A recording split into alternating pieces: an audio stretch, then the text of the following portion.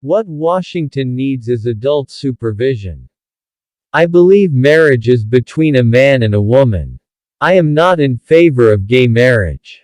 But when you start playing around with constitutions, just to prohibit somebody who cares about another person, it just seems to me that's not what America's about. Usually, our constitutions expand liberties, they don't contract them. We need to internalize this idea of excellence.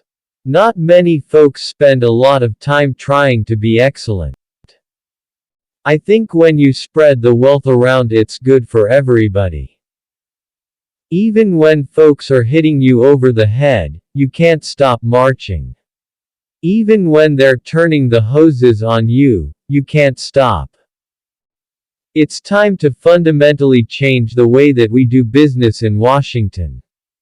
To help build a new foundation for the 21st century, we need to reform our government so that it is more efficient, more transparent, and more creative. That will demand new thinking and a new sense of responsibility for every dollar that is spent. It's not surprising, then, they get bitter. They cling to guns or religion or antipathy to people who aren't like them, or anti-immigrant sentiment or anti-trade sentiment is a way to explain their frustrations. Our higher education system is one of the things that makes America exceptional. There's no place else that has the assets we do when it comes to higher education.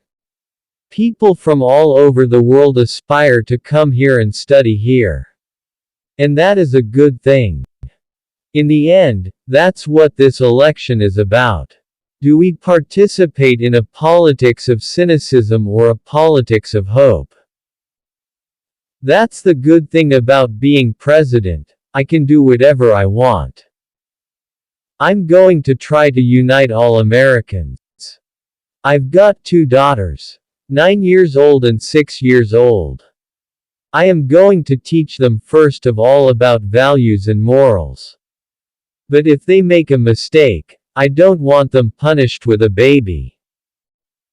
I've got a pen and I've got a phone, and I can use that pen to sign executive orders and take executive actions and administrative actions that move the ball forward. Over the last 15 months, we've traveled to every corner of the United States. I've now been in 57 states. I think one left to go. To avoid being mistaken for a sellout, I chose my friends carefully. The more politically active black students. The foreign students. The Chicanos. The Marxist professors and structural feminists and punk rock performance poets. After a century of striving, after a year of debate, after a historic vote, health care reform is no longer an unmet promise. It is the law of the land.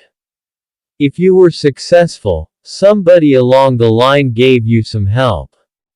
Somebody helped to create this unbelievable American system that we have that allowed you to thrive.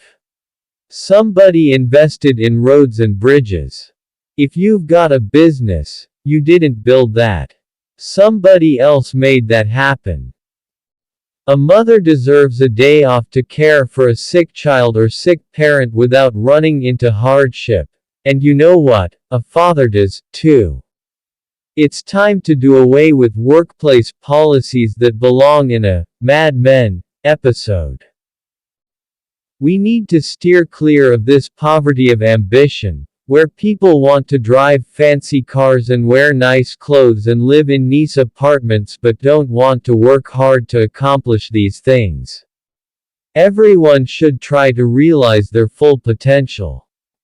A good compromise, a good piece of legislation, is like a good sentence, or a good piece of music. Everybody can recognize it. They say, huh, it works. It makes sense.